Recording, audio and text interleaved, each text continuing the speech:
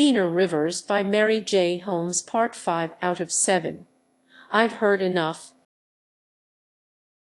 Nothing which Mrs. Livingstone could say would have weighed a straw, but the conviction of my own eyes and ears have undeceived me, and henceforth Lena and I are as strangers. Nothing could please Mrs. Graham better, for the idea of her son's marrying a poor, unknown girl was dreadful, and though she felt indignant toward her husband, so peculiar was her nature that she would not have had matters otherwise if she could. And when Durward,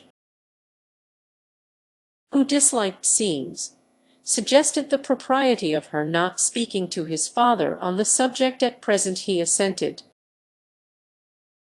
saying that it would be more easy for her to refrain, as she was intending to start for Louisville on the morrow.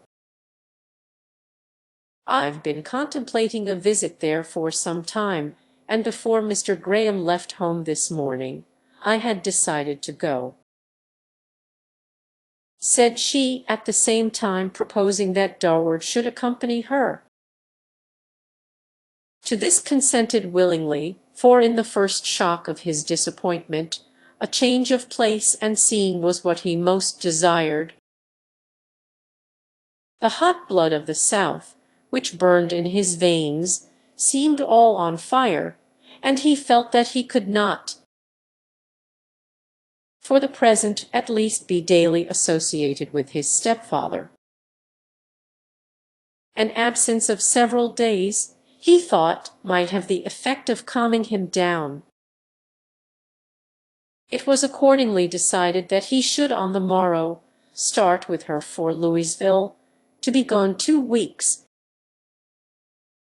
And with this understanding they parted, Durward going to his own chamber, there to review the past and strive, if possible, to efface from his heart every memory of Lena, whom he had loved so well. But 'twas all in vain. He could not so soon forget her, and far into the hours of night he sat alone, striving to frame some excuse for her conduct. The fact that his father possessed her daguerreotype might possibly be explained, without throwing censure upon her. But the falsehood never, and with the firm conviction that she was lost to him forever, he at last retired to rest, just as the clock in the bowl below proclaimed the hour of midnight. Meantime, Mrs. Graham was pondering in her own mind the probable result of a letter which, in the heat of passion, she had that day dispatched to Lena, accusing her of marring the domestic peace of a hitherto happy family. And while she cast some reflections upon her birth, commanding her never, under any circumstances, to venture into her presence, this cruel letter had been sent to the office before Durward's return, and as she well knew how much he would disapprove of it, she resolved not to tell him, secretly hoping Lena would keep her own counsel. "Base creature," said she, "to give my husband her likeness, but he shall never see it again." And with stealthy steps she advanced toward the secret drawer, which she again opened, and taking from it both daguerreotype and ringlet, locked it, replacing the key in the pocket where she found it. Then seizing the long, bright curl, she hurled it into the glowing grate, shuddering as she did so, and trembling, as if she really knew a wrong had been done to the dead. Opening the case, she looked once more upon the hated features, which now seemed to regard her mournfully, as if reproaching her for what she had done. No part of the dress was visible, nothing except the head and neck,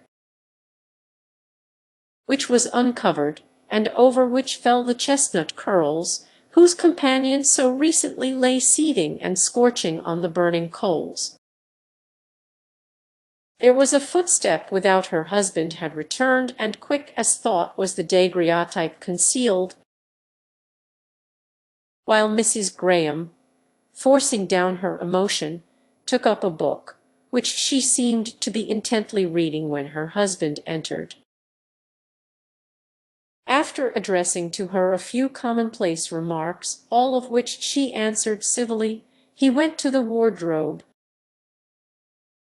and on pretense of looking for his knife, which he said he believed he left in his vest pocket, he took out the key, and then carelessly proceeded to unlock his private drawer, his wife watching him the while, and keenly enjoying his look of consternation when he saw that his treasure was gone. Again and again was his drawer searched, but all to no purpose, and casting an anxious glance toward his wife, whose face, for a wonder, betrayed no secret, he commenced walking the floor in a very perturbed state of mind. His wife exulting in his discomfiture, and thinking herself amply avenged for all that she had endured. At last he spoke, telling her of a letter which he had that day received from South Carolina, containing the news of the death of a distant relative, who had left him some property. "It is not necessary for me to be there in person," said he, "but still I should like to visit my old home once more. What do you think of it?" "Go, by all means," said she, glad of anything which would place distance between him and Lena. "No one can attend to your business one half as well as yourself." "When will you start if you go?" "Immediately before your return from Louisville, unless you wish to accompany me." "I am afraid I should be an encumbrance, and would rather not," said she, in a way which puzzled him, causing him to wonder what had come over her. "You can do as you choose," said he, "but I should be glad of your company." "No, I thank you," was her laconic reply, as she, in turn, wondered what had come over him. The next morning the carriage came up to the door to convey Mrs. Graham and Durward to Frankfort. The latter was purposely late, and he did not see his father until he came down, travelling bag in hand, to enter the carriage. Then Mr. Graham asked, in some surprise, where he was going. "With my mother to Louisville, sir," answered Durward, stiffly. "I am not willing she should travel alone, if you are," and he sprang into the carriage, ordering the coachman to drive off ere another word could be spoken. "Gone, when I had nerved myself to tell him everything. My usual luck," mused Mr. Graham as he returned to the house, and sure of no prying eyes, recommenced his search for the daguerreotype, which was nowhere to be found. Could she have found it? Impossible. And again he sought for it, but all to no purpose, and finally thinking he must have taken it with him and lost it, he gave it up, mourning more for the loss of the curl, which could never be replaced, while the picture might be found. "Why do I live so?" thought he as he nervously paced the room. "My life is one of continual fear and anxiety, but it shall be so no longer. I will tell her all when she returns. I will brave the world, dare her displeasure, take Lena home, and be a man." Satisfied with this resolution, and nothing doubting that he should keep it, he started for Versailles, where he had an engagement with a gentleman who transacted business for him in Lexington. Chapter XXIII. The letter and its effect. Mabel had gone out, and Lena sat alone in the little room adjoining the parlor which Mr. Douglas termed his library, but which Nellie had fitted up for a private sewing room. It was Lena's favorite resort when she wished to be alone, and as Mabel was this morning absent, she had retired thither, not to work, but to think, to recall every word and look of Durward's, to wonder when and how he would repeat the question, the answer to which had been prevented by Mr. Graham. Many and blissful were her emotions as she sat there, wondering if it were not a bright dream, from which she would too soon awaken. For could it be that one so noble, so good, and so much sought for as Durward Belmont had chosen her, of all others, to be his bride? Yes, it must be so, for he was not one to say or act what he did not mean. He would come that day and repeat what he had said before, and she blushed as she thought what her answer would be. There was a knock on the door, and a servant entered, bringing her a letter, which she eagerly seized, thinking it was from him, but 'twas not his writing, though bearing the postmark of Versailles. Hastily she broke the seal, and glancing at the signature, turned pale, for it was Lucy Graham, his mother, who had written, but for what she could not guess. A moment more, and she fell back on the sofa, white and rigid as a piece of marble. 'Twas a cruel and insulting letter, containing many dark insinuations, which she, being wholly innocent, could not understand. She knew, indeed, that Mr. Graham had presented her with Vesta, but was there anything wrong in that? She did not think so. Else she had never taken her. Her uncle, her cousin, and Durward, all three approved of her accepting it, the latter coming with it himself, so it could not be that, and for a long time Lena wept passionately, resolving one moment to answer the letter as it deserved, determining, the next, to go herself and see Mrs. Graham face to face, and then concluding to treat it with silent contempt, trusting that Durward would ere long appear and make it all plain between them. At last, about 5 o'clock, Mabel returned, bringing the intelligence that Mrs. Graham was in the city, at the Weisiger house, where she was going to remain until the morrow. She had met with an accident which prevented her arrival in Frankfort until the train which she was desirous of taking had left. "Is her husband with her?" asked Lena, to which Mabel replied that she understood she was alone. "Then I will see her and know what she means," thought Lena, trembling even then at the idea of venturing into the presence of the cold, haughty woman. Supper was over at the Weisiger house, and in a handsome private parlor Mrs. Graham lay,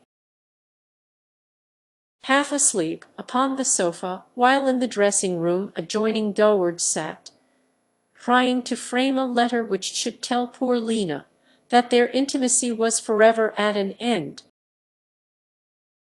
For hours, and until the last gleam of daylight had faded away, he had sat by the window, watching each youthful form which passed up and down the busy street, hoping to catch a glimpse of her who once had made his world. But his watch was in vain, and now he had sat down to write, throwing aside sheet after sheet, as he thought its beginning too cold, too harsh, or too affectionate. He was about making up his mind not to write at all, but to let matters take their course. when a knock at his mother's door, and the announcement that a lady wished to see her arrested his attention. "Somebody want to see me?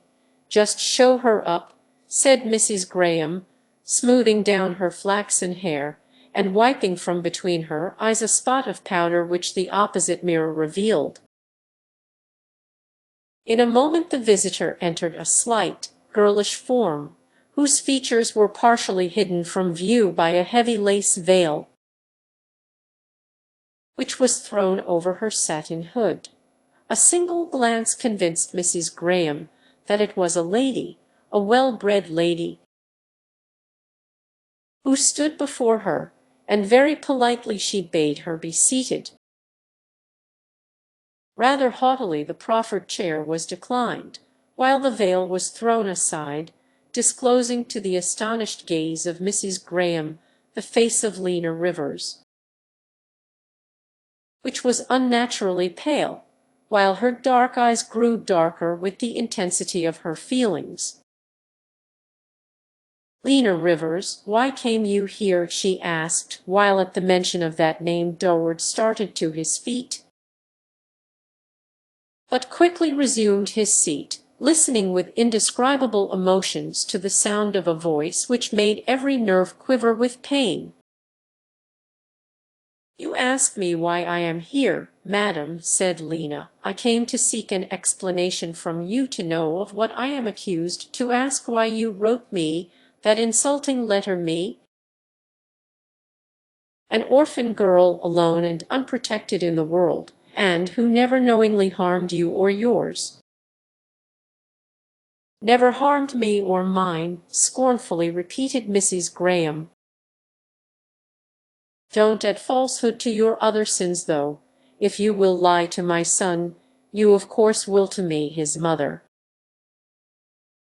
"Explain yourself, madam, if you please," exclaimed Lena, her olden temper beginning to get the advantage of her. "And what if I do not please?" sneeringly asked Mrs. Graham. "Then I will compel you to do so, for my good name is all I have, and it shall not be wrested from me without an effort on my part to preserve it," answered Lena. "Perhaps you expect my husband to stand by you and help you. I am sure it would be very ungentlemanly in him to desert you, now," said Mrs. Graham, her manner conveying far more meaning than her words. Lena trembled from head to foot, and her voice was hardly distinct as she replied, "Will you explain yourself? Or will you not? What have I done, that you should treat me thus?" "Done? Done enough, I should think. Haven't you wiled him away from me with your artful manners?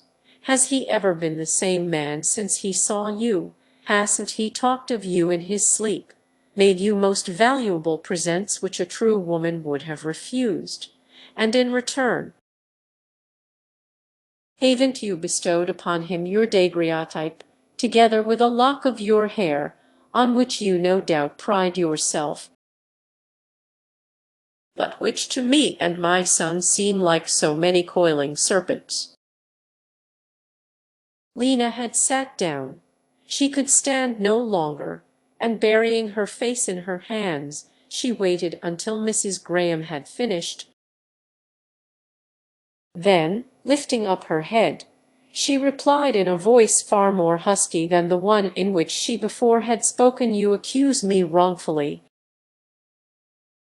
Mrs. Graham, for, as I hope for heaven, I never entertained a feeling for your husband which I would not have done for my own father. And indeed, he has seemed to me more like a parent than a friend." "Because you fancied he might some day be one, I dare say," interrupted Mrs. Graham. Lena paid no attention to this sarcastic remark, but continued, "I know I accepted Vesta, but I never dreamed it was wrong. And if it was, I will make amends by immediately returning her, for much as I love her, I shall never use her again." "But the daguerreotype," interrupted Mrs. Graham, anxious to reach that point. "What have you to say about the daguerreotype? Perhaps you will presume to deny that, too." Durward had arisen, and now in the doorway watched Lena, whose dark brown eyes flashed fire as she answered, "It is false, madam, you know it is false. I never yet have had my picture taken."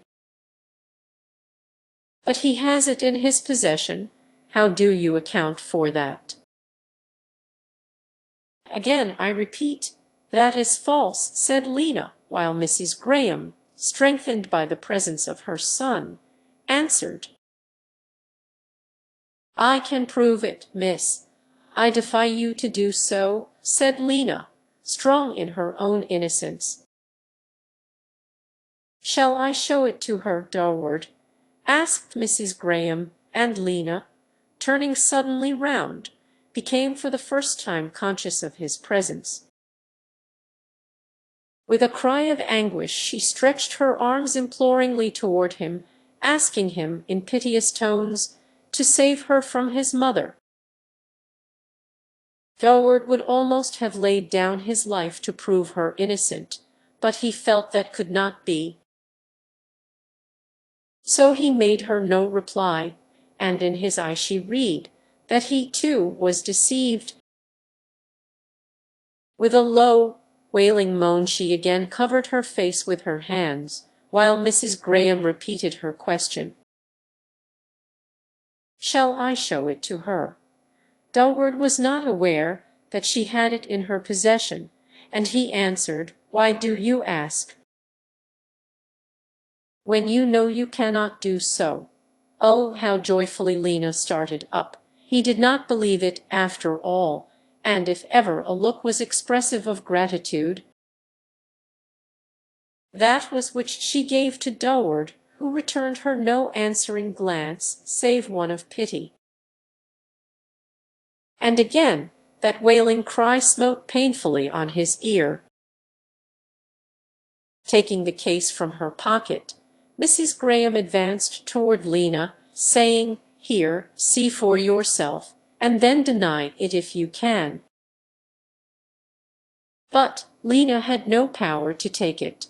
Her faculties seemed benumbed, and Durward, who, with folded arms and clouded brow, stood leaning against the mantel,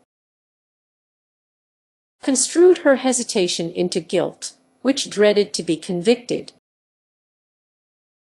"Why don't you take it?" persisted Mrs. Graham. "You defied me to prove it, and here it is. I found it in my husband's private drawer, together with one of those long curls, which last I burned out of my sight." Durward shuddered, while Lena involuntarily thought of the mass of wavy tresses which they had told her clustered around her mother's face as she lay in her narrow coffin.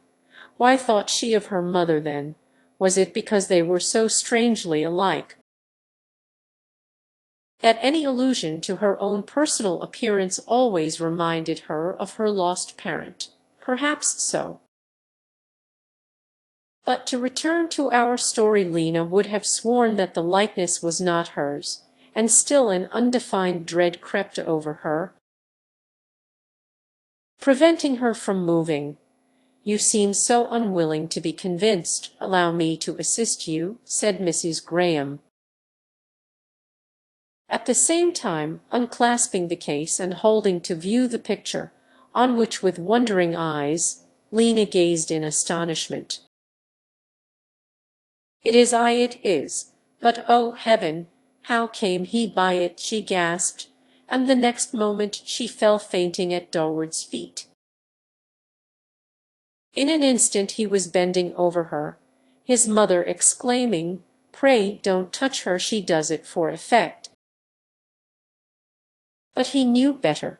He knew there was no feigning the corpse-like pallor of that face, and pushing his mother aside, he took the unconscious girl in his arms, and bearing her to the sofa, laid her gently upon it. Clustering curls which his mother had designated as coiling serpents. "Do not ring and expose her to the idle gaze of servants," said he to his mother, who had seized the bell rope. "Bring some water from your bedroom, and we will take charge of her ourselves." There was something commanding in the tones of his voice, and Mrs. Graham, now really alarmed at the deathly appearance of Lena, hastened to obey. When he was alone, Dorward bent down, imprinting upon the white lips a burning kiss, the first he had ever given her. In his heart he believed her unworthy of his love, and yet she had never seemed one half so dear to him as at that moment, when she lay there before him helpless as an infant, and all unmindful of the caresses which he lavished upon her. If it were indeed death, he thought, and it had come upon her while yet she was innocent, I could have borne it. But now I would I had never seen her, and the tears which fell like rain upon her cheek were not unworthy of the strong man who shed them. The cold water with which they profusely bathed her face and neck restored her, and then Dorward, who could bear the scene no longer, glided silently into the next room. When he was gone, Mrs. Graham, who seemed bent upon tormenting Lena, asked what she thought about it now. "Please don't speak to me again, for I am very, very wretched," said Lena softly, while Mrs. Graham continued, "Have you nothing to offer in explanation?" "Nothing, nothing. It is a dark mystery to me, and I wish that I was dead," answered Lena, sobbing passionately. "Better wish to live and repent," said Mrs. Graham, beginning to read her a long sermon on her duty, to which Lena paid no attention. And the moment she felt that she could walk, the moon was shining brightly, and as Mr. Douglas lived not far away, Mrs. Graham did not deem an escort necessary.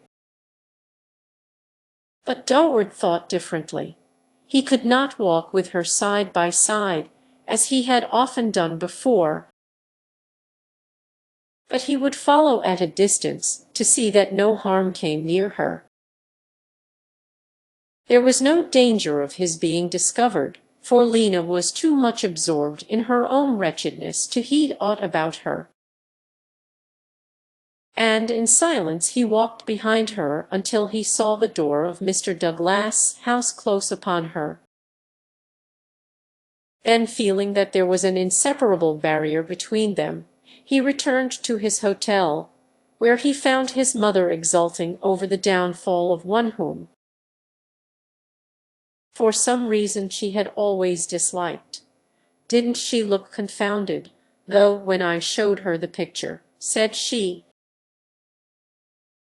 To which Dorward replied by asking when and why she sent the letter.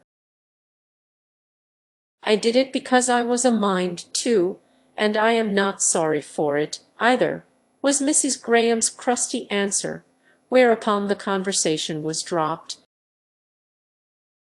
And as if by a tacit agreement, the subject was not again resumed during their stay in Louisville.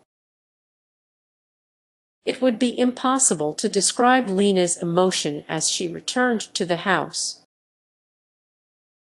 Twice in the hall was she obliged to grasp at the banister to keep from falling, and knowing that such excessive agitation would be remarked, she seated herself upon the stairs until she felt composed enough to enter the parlor. Fortunately, Mabel was alone, and so absorbed in the fortunes of Uncle True and little Gertie as scarcely to notice Lena at all. Once, indeed, as she sat before the grate so motionless and still, Mabel looked up, asked what was the matter. "A bad headache," answered Lena, at the same time announcing her intention of retiring. Alone in her room, her feelings gave way, and none save those who, like her, have suffered, can conceive of her anguish. As prostrate upon the floor she lay, her long silken curls falling about her white face, which looked ghastly and haggard by the moonlight that fell softly about her. As if to soothe her woe, "What is it?" she cried aloud, "this dark mystery, which I cannot explain?" The next moment she thought of Mr. Graham. He could explain it, he must explain it. She would go to him the next day, asking him what it meant. She felt sure that he could make it plain, for suspicious as matters looked, she exculpated him from any wrong intention toward her. Still she could not sleep, and when the gray morning light crept in, it found her too much exhausted to rise. For several days she kept her room, carefully attended by Mabel and her grandmother, who, at the first intimation of her illness, hastened down to nurse her. Every day did Lena ask of Mr. Douglas if Mr. Graham had been in the city, saying that the first time he came she wished to see him. Days, however, went by, and nothing was seen or heard from him, until at last John Jr., who visited her daily, casually informed her that Mr. Graham had been unexpectedly called away to South Carolina. A distant relative of his had died, bequeathing him a large property, which made it necessary for him to go there immediately. So, without waiting for the return of his wife, he had started off, leaving Woodlawn alone. "Gone to South Carolina," exclaimed Lena. "When will he return?" "Nobody knows. He's away from home more than half the time, just as I should be if Mrs. Graham were my wife," answered John Jr., at the same time playfully remarking that Lena need not look so blank, as it was not Durward who had gone so far. For an instant Lena resolved to tell him everything and ask him what to do, but knowing how impetuous he was when at all excited, she finally decided to keep her own secret, determining, however, to write to Mr. Graham as soon as she was able. Just before John Jr. left her, she called him to her side, asking him if he would do her the favor of seeing that Vesta was sent back to Woodlawn, as she did not wish for her any longer. "What the plague is that for? Has mother been raising a row?" asked John Jr. And Lena replied, "No, no, your mother has nothing to do with it. I only want Vesta taken home. I cannot at present tell you why, but I have a good reason and some time. Perhaps I will explain. You will do it, won't you?" with the determination of questioning Durward as to what had happened. John Jr. promised, and when Mrs. Graham and her son returned from Louisville, they found Vesta safely stabled with their other horses, while the saddle with its tiny slipper hung upon a beam, and seemingly looked down with reproach upon Durward, who turned away with a bitter pang as he thought of the morning when he first took it to Maple Grove. The next day was dark and rainy, precluding all outdoor exercise, and weary, sad, and spiritless, Durward repaired to the library, where for an hour or more he sat musing dreamily of the past of the morning, years ago, when first he met the little girl who had since grown so strongly into his love, and over whom so dark a shadow had fallen. A heavy knock at the door, and in a moment John Jr. appeared, with dripping garments and a slightly scowling face. There was a faint resemblance between him and Lena, manifest in the soft, curling hair and dark, lustrous eyes. Joward had observed it before he thought of it now, and glad to see anyone who bore the least resemblance to her. He started up, exclaiming, "Why, Livingstone, the very one of all the world I am glad to see!" John made no reply, but shaking the rain-drops from his overcoat, which he carelessly threw upon the floor, he took a chair opposite the grate, and looking Joward fully in the face, said, "I've come over, Belmont,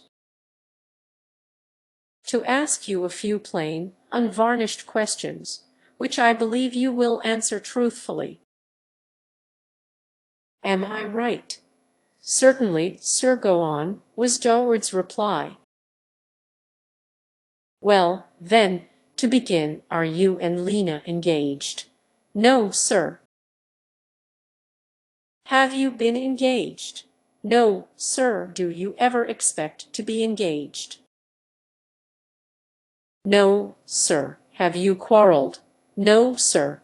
"Do you know why she wished to have Vesta sent home?" "I suppose I do. Will you tell me?" "No, sir," said Joward, determined, for Lena's sake, that no one should wring from him the secret.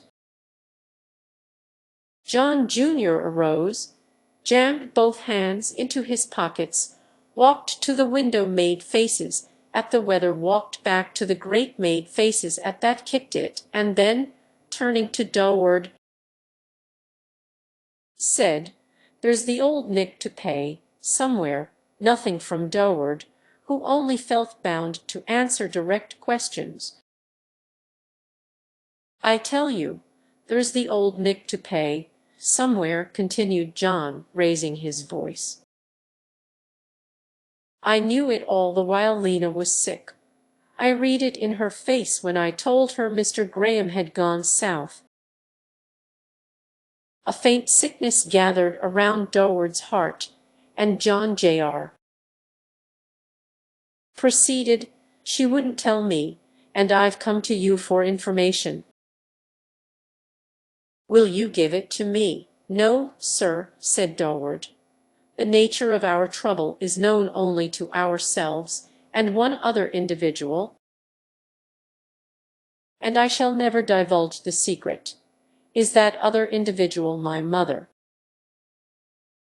"No, sir." "Is it Cad?" "No, sir." "Had they any agency in the matter?" "None whatever, that I know of." "Then I am on the wrong track, and may as well go home," said John Jr., starting for the door, where he stopped, while he added, "If, Belmont, I ever do hear of your having misled me in this matter—" He did not finish the sentence in words, but playfully producing a revolver, he departed. The next moment he was dashing across the lawn, the mud flying in every direction, and himself thinking how useless it was to try to unravel a love quarrel. In the meantime, Lena waited impatiently for an answer to the letter which she had sent to Mr. Graham, but day after day glided by, and still no tidings came. At last, as if everything had conspired against her, she heard that he was lying dangerously ill of a fever at Havana, whither he had gone in quest of an individual whose presence was necessary in the settlement of the estate. The letter which brought this intelligence to Mrs. Graham also contained a request that she would come to him immediately, and within a few days after its receipt she started for Cuba, together with Durward, who went without again seeing Lena. They found him better than they expected. The danger was past, but he was still too weak to move himself, and the physician said it would be many weeks ere he was able to travel. This rather pleased Mrs. Graham than otherwise. She was fond of change, and had often desired to visit Havana. So now that she was there, she made the best of it, and for once in her life enacted the part of a faithful, affectionate wife. Often, during intervals of mental aberration, Mr. Graham spoke of Helena, imploring her forgiveness for his leaving her so long, and promising to return. Sometimes he spoke of her as being dead, and in piteous accents he would ask of Durward to bring him back his beautiful Lena, who was sleeping far away among the New England mountains. One day, when the servant, as usual, came in with their letters, he brought one directed to Mr. Graham, which had been forwarded from Charleston, and which bore the postmarks of several places, it having been sent hither and thither, ere it reached its place of destination. It was mailed at Frankfort, Kentucky, and in the superscription Durward readily recognized the handwriting of Lena. Worse and worse, thought he, now fully assured of her worthlessness. For a moment he felt tempted to break the seal, but from this act he instinctively shrank, thinking that whatever it might contain, it was not for him to read it. But what should he do with it? Must he give it to his mother, who already had as much as she could bear? No, 'twas not best for her to know aught about it, and as the surest means of preventing its doing further trouble, he destroyed it, burned it to ashes, repenting the next moment of the deed, wishing he had read it, and feeling not that he had wronged the dead, as his mother did when she burned the chestnut curl, but as if he had done a wrong to Lena. In the course of 2 months he went back to Woodlawn, leaving his father and mother to travel leisurely from place to place, as the still feeble state of the former would admit. Lena, who had returned from Frankfort, trembled lest he should come to Maple Grove, but he seemed equally desirous of avoiding a meeting, and after lingering about Woodlawn for several days, he suddenly departed for Louisville, where, for a time,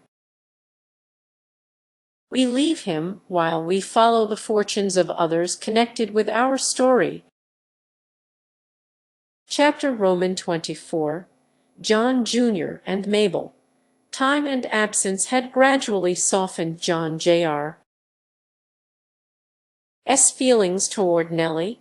She was not married to Mr. Wilbur, possibly she never would be, and if on her return to America he found her the same,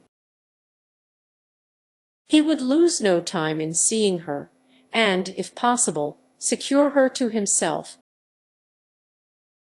Such was the tenor of his thoughts, as on one bright morning in June he took his way to Lexington, whither he was going on business for his father. Before leaving the city, he rode down to the depot, as was his usual custom, reaching there just as the cars bound for Frankfort were rolling away.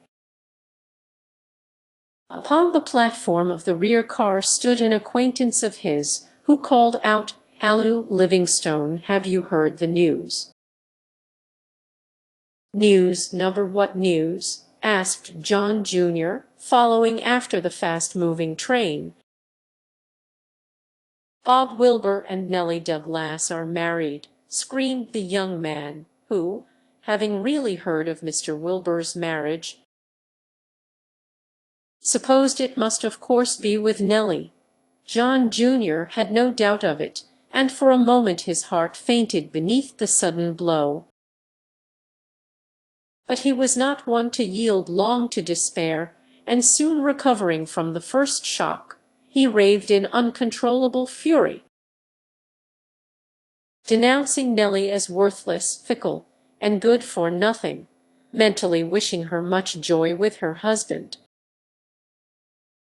who in the same breath he hoped would break his confounded neck, and ending his tirade by solemnly vowing to offer himself to the first girl he met,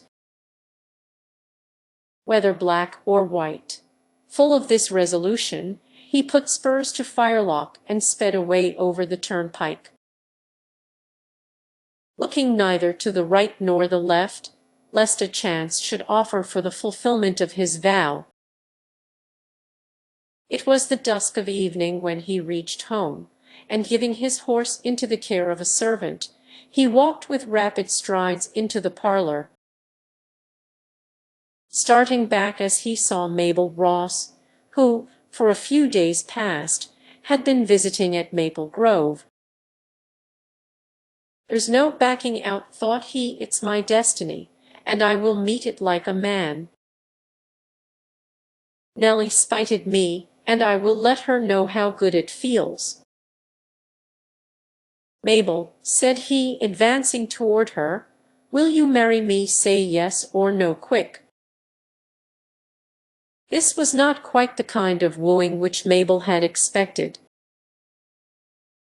'Twas not what she read of in novels, but then it was in keeping with the rest of John Jr. S. conduct, and very frankly and naturally she answered yes. "Very well," said he, beginning to feel better already, and turning to leave the room. "Very well, you fix the day and arrange it all yourself. Only let it be very soon, for now I've made up my mind, I am in a mighty hurry." Mabel laughed, and hardly knowing whether he were in earnest or not, asked if she should speak to the minister. Yes, no," said he, "just tell mother, and she will fix it all right." "Will you?" And he walked away, feeling nothing, thinking nothing, except that he was engaged. Engaged. The very idea seemed to add new dignity to him, while it invested Mabel with a charm she had not hitherto possessed. John Jr. liked everything that belonged to him exclusively, and Mabel now was his wife she would be. And when next he met her in the drawing-room, his manner toward her was unusually kind, attracting the attention of his mother, who wondered at the change. One after another the family retired, until there was no one left in the parlor except Mabel and Mrs. Livingstone,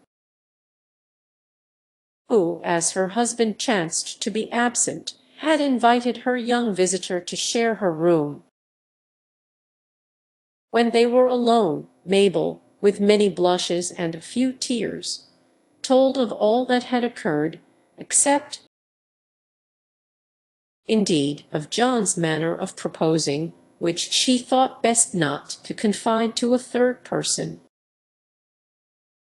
Eagerly Mrs. Livingstone listened, mentally congratulating herself upon the completion of her plan without her further interference, wondering the while how it had been so suddenly brought about, and half trembling lest it should prove a failure after all.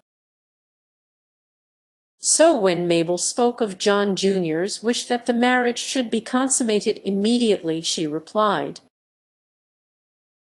"Certainly, by all means. There is no necessity for delay. You can marry at once, and get ready afterwards. It is now the last of June. I had thought of going to Saratoga in July, and a bride is just the thing to give eclat to our party." "But," answered Mabel, who hardly fancied a wedding without all the usual preparations, which she felt she should enjoy so much, I cannot think of being married until October, when Nellie perhaps will be here. Nellie's return was what Mrs. Livingstone dreaded, and very ingeniously she set herself at work to put aside Mabel's objections, succeeding so far that the young girl promised compliance with whatever she should think proper. The next morning, as John Jr. was passing through the hall, she called him into her room, delicately broaching the subject of his engagement, saying she knew he could not help loving a girl possessed of so many excellent qualities as Mabel Ross. Very patiently John Jr. heard her until she came to speak of love. Then, in much louder tones than newly engaged men are apt to speak of their betrothed, he exclaimed, "Love! Fudge, if you think I am marrying Mabel for love! You are greatly mistaken. I like her, but love is out of the question." "Pray, what are you marrying her for? Her property."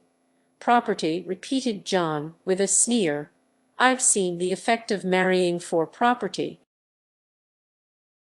And I trust I am not despicable enough to try it for myself. No, madam, I am not marrying her for money, but to spite Nellie Douglas, if you must know the reason.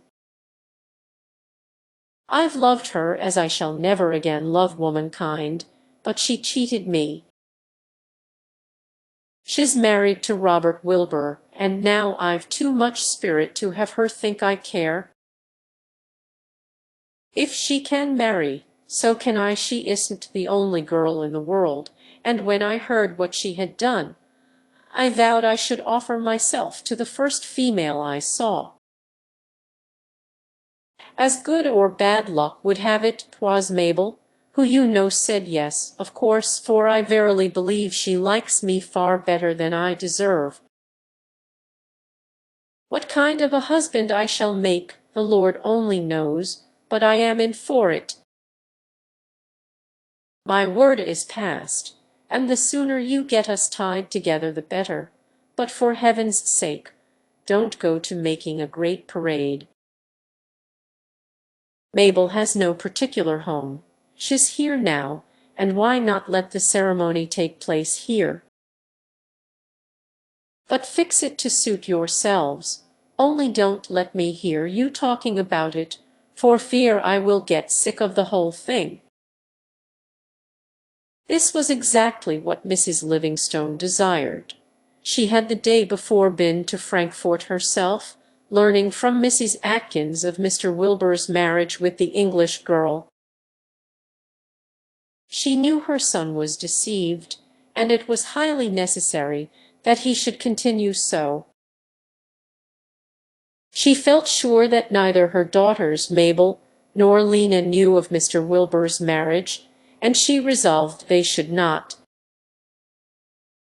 It was summer, and as many of their city friends had left Frankfort for places of fashionable resort, they received but few calls. And by keeping them at home until the wedding was over, she trusted that all would be safe in that quarter. Howard, too, was fortunately absent, so she only had to deal with Mabel and John Jr.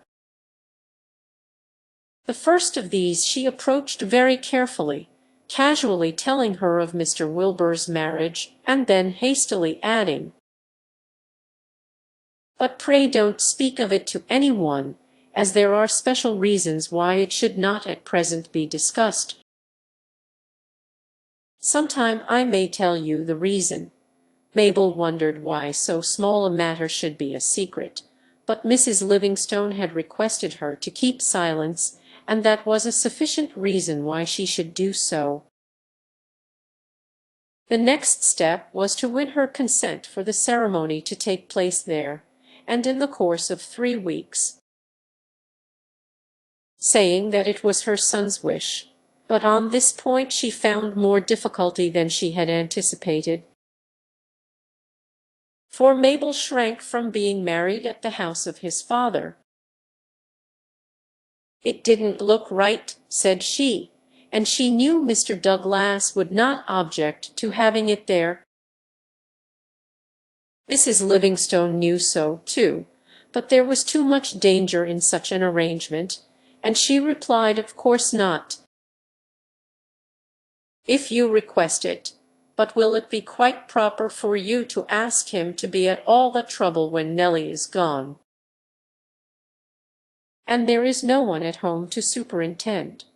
So after a time Mabel was convinced, thinking, though, how differently everything was turning out from what she expected. 3 weeks from that night was fixed upon for the bridal, to which but few were to be invited, for Mrs. Livingstone did not wish to call forth remark. Everything should be done quietly and in order, she said, and then, when autumn came, she would give a splendid party in honor of the bride. Mr. Douglas, when told of the coming event by Mrs. Livingstone, who would trust no one else, expressed much surprise, saying he greatly preferred that the ceremony should take place at his own house. Of course, returned the oily-tongued woman, of course you had, but even a small wedding party is a vast amount of trouble. And in Nellie's absence you would be disturbed. Were she here I would not say a word, but now I insist upon having it my own way. And indeed, I think my claim upon Mabel is the strongest.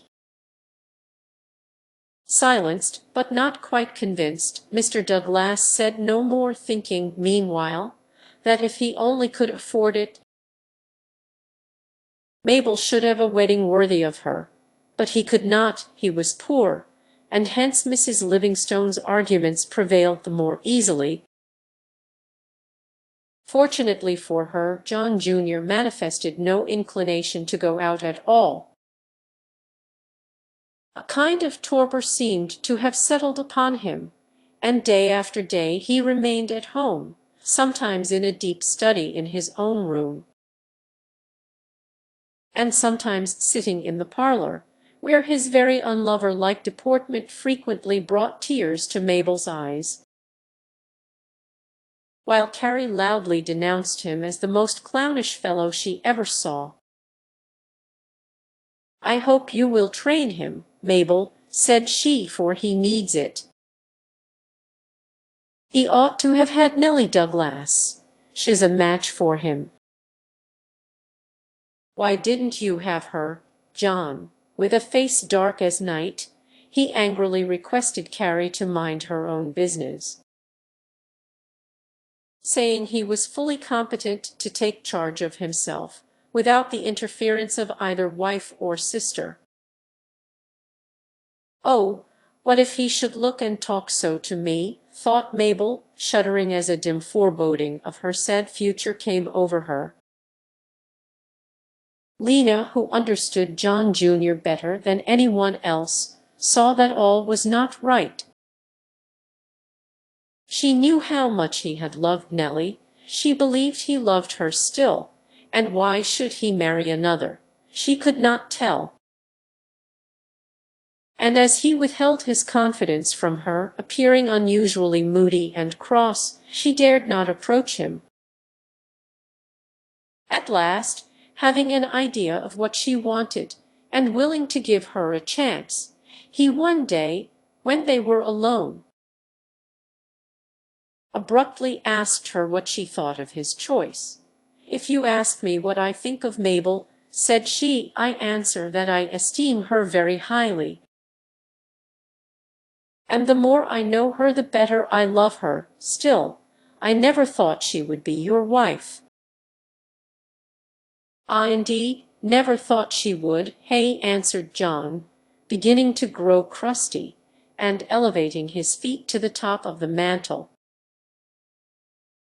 "You see now what thought did, but what is your objection to her?" "Nothing, nothing," returned Lena. "Mabel is amiable, gentle and confiding, and will try to be a good wife." "What the deuce are you grumbling for, then?" interrupted John Jr. "Do you want me yourself? If you do, just say the word, and it shall be done. I am bound to be married, and I should sooner have you than anybody else. Come, what do you say?" Lena smiled, while she disclaimed any intention toward her cousin, who, resuming the position which in his excitement he had slightly changed, continued, "I have always dealt fairly with you, Lena, and now I tell you truly, I have no particular love for Mabel, although I intend making her my wife, and heartily wish she was so now." Lena started, and clasping John's arm, exclaimed, "Marry Mabel and not love her? You cannot be in earnest. You will not do her so great a wrong, you shall not." "I don't know how you will help it, unless you meddle with what does not concern you," said John. "I am doing her no wrong. I never told her I loved her, never acted as though I did, and if she is content to have me on such terms, it's nobody's business. She loves me half to death, and when I do I will let you know." So saying, the young man shook down his pants, which had become disarranged, and walked away, leaving Lena to wonder what course she had better pursue. Once she resolved on telling Mabel all that had passed between them, but the next moment convinced her that, as he had said, she would be meddling, so she decided to say nothing, silently hoping that affairs would turn out better than she feared. It was Mabel's wish that Lena and Anna should be her bridesmaids, Durward and Malcolm officiating as groomsmen. And as Mr. Belmont was away, she wrote to him requesting his attendance, but saying she had not yet mentioned the subject to Lena. Painful as was the task of being thus associated with Lena, Durward felt that to refuse might occasion much remark. So he wrote to Mabel that he would comply with her request, provided Miss Rivers were willing. "Of course she's willing," said Mabel to herself, at the same time running with the letter to Lena, who, to her utter astonishment, not only refused outright, but also declined giving any particular reason for her doing so. "Carrie will suit him much better than I," said she, but unfortunately Carrie, who chanced to be present, half hidden in the recess of a window, indignantly declined going Jack at a pinch with any one, so Mabel was obliged to content herself with Anna and Mr. Everett. But here a new difficulty arose, for Mrs. Livingstone declared that the latter should not be invited, and Anna, in a fit of anger, insisted that if he were not good enough to be present, neither was she, and she should accordingly remain in her own room. Poor Mabel burst into tears, and when, a few moments afterward, John Jr. appeared asking what ailed her, she hid her face in his bosom and sobbed like a child. Then, frightened at her own temerity, for he gave her no answering caress, she lifted up her head, while with a quizzical expression John Jr. said, "So ho, Meb, seems to me you've taken to crying on my jacket a little in advance. But what's the matter?" In a few words Mabel told him how everything went wrong, how neither Lena, Carrie, nor Anna would be her bridesmaids, and how Anna wouldn't see her married because Malcolm was not invited. "I can manage that," said John Jr. "Mr. Everett shall be invited." It's a woman's sniveling, and he walked off thinking he had begun just as he meant to hold out. Chapter Roman 25. The bridal. 'Twas Mabel's wedding night, and in one of the upper rooms of Mr. Livingstone's house she stood awaiting the summons to the parlor. They had arrayed her for the bridal. Mrs. Livingstone, Carrie, Lena, Anna, and the seamstress all had had something to do with her toilet. And now they had left her for a time with him who was so soon to be her husband. She knew, for they had told her she was looking uncommonly well. Her dress, of pure white satin, was singularly becoming. Pearls were interwoven in the heavy braids of her raven hair. The fleecy folds of the rich veil, which fell like a cloud around her, swept the floor. In her eye there was an unusual sparkle, and on her cheek an unwonted bloom. Still Mabel was not happy. There was a heavy pain at her heart, a foreboding of coming evil, and many an anxious glance he cast toward the stern, silent man who, with careless tread, walked up and down the room, utterly regardless of her presence, and apparently absorbed in bitter reflections. Once only had she ventured to speak, and then in childlike simplicity. She had asked him how she looked. "Well enough," was his answer, as without raising his eyes, he continued his walk. The tears gathered in Mabel's eyes. She could not help it. Drop after drop they came, falling upon the marble table, until John Jr., who saw more than he pretended, came to her side, asking why she wept.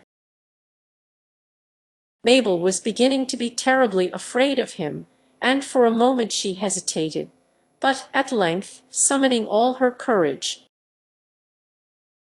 she wound her arms about his neck, and in low, earnest tones said, "Tell me truly, do you wish to marry me?" "And suppose I do not?" he asked, with the same stony composure. Stepping backward, Mabel stood proudly erect before him, and answered, "Then would I die rather than wed you." There was something in her appearance and attitude peculiarly attractive to John Jr. Never in his life had he felt so much interested in her, and drawing her toward him and placing his arm around her, he said gently, "Be calm, little Meb, you are nervous tonight. Of course I wish you to be my wife, else I had not asked you. Are you satisfied?" The joyous glance of the dark eyes lifted so confidingly to his was a sufficient answer. And as if conscious of the injustice he was about to do her, John Jr. bent for an instant over her slight figure, mentally resolving that so far as in him lay he would be true to his trust. There was a knock at the door, and Mrs. Livingstone herself looked in, pale, anxious, and expectant. Mr. Douglas, who was among the invited guests, had arrived, and must have an interview with John Jr. ere the ceremony. 'Twas in vain she attempted politely to waive his request. He would see him, and distracted with fear, she had at last conducted him into the upper hall and out upon an open veranda, where in the moonlight he awaited the coming of the bridegroom, who, with some curiosity, approached him, asking what he wanted. "It may seem strange to you," said Mr. Douglas, that I insist upon seeing you now, when another time might do as well, but I believe in having a fair understanding all round." "Meddling old rascal!" exclaimed Mrs. Livingstone, who, of course, was within hearing, bending her ears so as not to lose a word. But in this she was thwarted, for drawing nearer to John Jr., Mr. Douglas said, so low as to prevent her catching anything further, save the sound of his voice.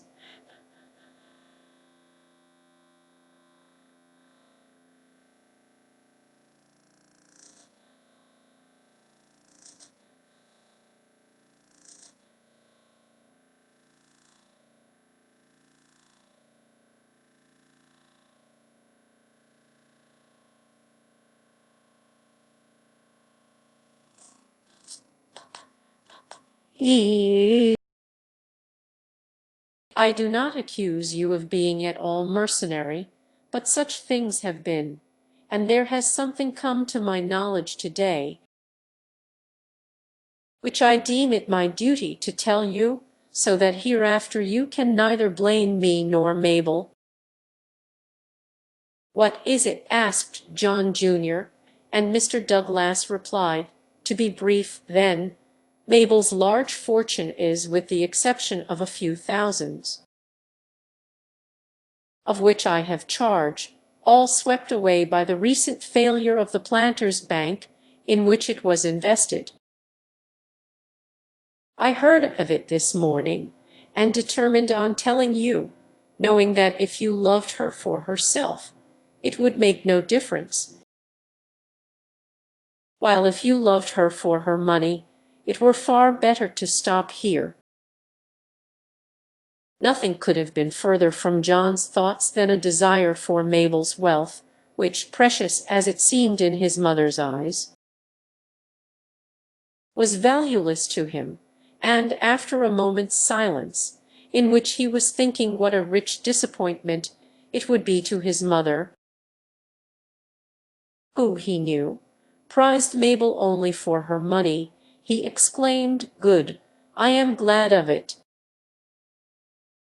I never sought Mabel's hand for what there was in it, and I am more ready to marry her now than ever. But," he added, as a sudden impulse of good came over him, "she need not know it. It would trouble her uselessly. And for the present we will keep it from her." John Jr. had always been a puzzle to Mr. Douglas, who by turns censured and admired him, but now there was but one feeling in his bosom toward him, and that was one of unbounded respect. With a warm pressure of the hand, he turned away, thinking, perchance, of his fair young daughter, who, far away o'er the Atlantic waves, little dreamed of the scene on which that summer moon was shining. As the conference ended, Mrs. Livingstone, who had learned nothing, glided from her hiding-place, eagerly scanning her son's face to see if there was aught to justify her fears. But there was nothing, and with her heart beating at its accustomed pace, she descended the stairs in time to meet Dorward, who, having reached Woodlawn that day, had not heard of Lena's decision. "This way, Master Belmont upstairs is the gentleman's room," said the servant in attendance, and ascending the stairs, Dorward met with Anna, asking her for her cousin. "In there, goin'," said Anna, pointing to a half-open door, and then hurrying away to meet Malcolm, whose coming she had seen from the window. Hesitatingly, Dorward approached the chamber indicated, and as his knock met with no response, he ventured at last to enter unannounced into the presence of Lena, whom he had not met since that well-remembered night. Tastefully attired for the wedding in a simple white muslin, she sat upon a little stool with her face buried in the cushions of the sofa. She had heard his voice in the lower hall, and knowing she must soon meet him, she had for a moment abandoned herself to the tumult of bitter thoughts which came sweeping over her in that trying hour. She was weeping, he knew that by the trembling of her body, and for an instant everything was forgotten. Advancing softly toward her, he was about to lay his hand upon those clustering curls which fell unheeded around her, when the thought that from among them had been cut the hated tress which his mother had cast into the flames arrested his hand, and he was himself again. Forcing down his emotion, he said calmly, "Miss Rivers," and starting quickly to her feet. Lena demanded proudly what he would have and why he was there. "Pardon me," said he as he marked her haughty bearing and glanced at her dress, which was hardly in accordance with that of a bridesmaid. "I supposed I was to be groomsman. Am I mistaken?" "So far as I am concerned you are, sir." "I knew nothing of Mabel's writing to you, or I should have prevented it, for after what has occurred, you cannot deem me weak enough to lend myself to such an arrangement."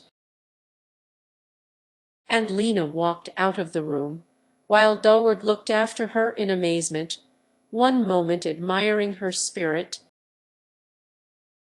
and the next blaming Mabel for not informing him how matters stood. "But there's no help for it now," thought he as he descended the stairs and made his way into the parlor, whither Lena had preceded him, and thus ended an interview of which Lena had thought so much, hoping and praying that it might result in a reconciliation. But it was all over now. The breach was wider than ever. With half-benumbed faculties she leaned on the window, unconscious of the earnest desire he felt to approach her, for there was about her a strange fascination which it required all his power to resist. When at last all was in readiness, a messenger was dispatched to John Jr., who, without a word, offered his arm to Mabel, and descending the broad staircase, they stood within the parlor in the spot which had been assigned them. Once during the ceremony he raised his eyes, encountering those of Lena, fixed upon him so reproachfully that with a scowl he turned away. Mechanically he went through with his part of the service, betraying no emotion whatever, until the solemn words which made them one were uttered.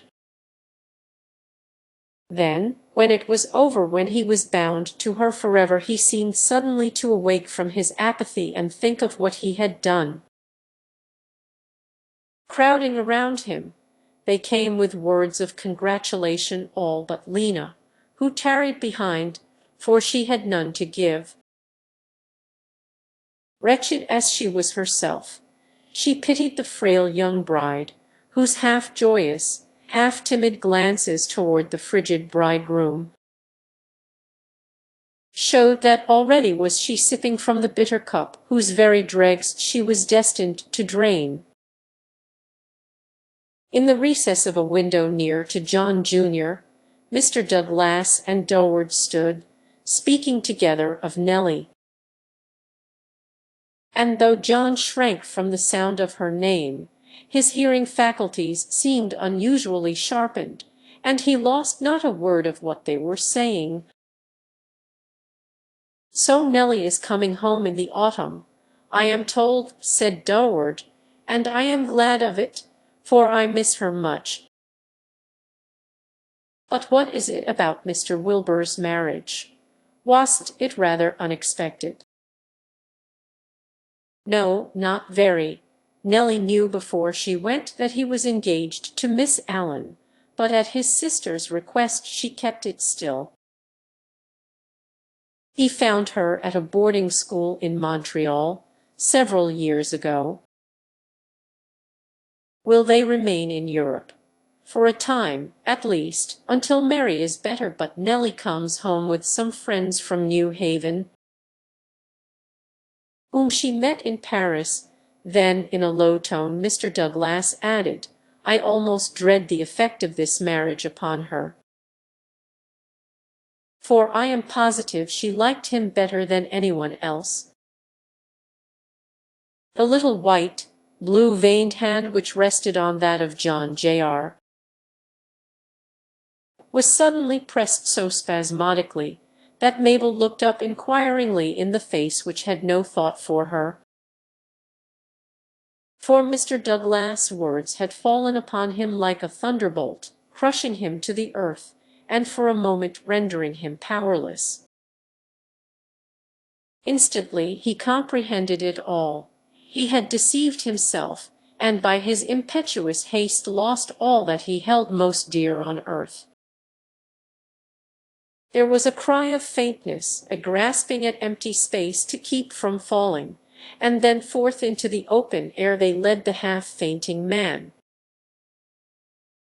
followed by his frightened bride, who tenderly bathed his damp, cold brow, unmindful how he shrank from her, shuddering as he felt the touch of her soft hand, and motioning her aside when she stooped to part from his forehead the heavy locks of his hair. That night, the pale starlight of another hemisphere kept watch over a gentle girl who, 'neath the blue skies of sunny France, dreamed of her distant home across the ocean wave, of the gray-haired man who, with every morning light and evening shade, blessed her as his child, of another, whose image was ever present with her, whom from her childhood she had loved, and whom neither time nor distance could efface from her memory. Later, and the silvery moon looked mournfully down upon the white, haggard face and heavy bloodshot eye of him who counted each long, dreary hour as it passed by, cursing the fate which had made him what he was, and unjustly hardening his heart against his innocent, unsuspecting wife. Chapter Roman 26. Married Life. For a short time after their marriage, John Jr. treated Mabel with at least a show of attention, but he was not one to act long as he did not feel. Had Nellie been, indeed, the wife of another, he might in time have learned to love Mabel as she deserved. But now her presence only served to remind him of what he had lost, and at last he began to shun her society, never seeming willing to be left with her alone, and either repulsing or treating with indifference the many little acts of kindness which her affectionate nature prompted.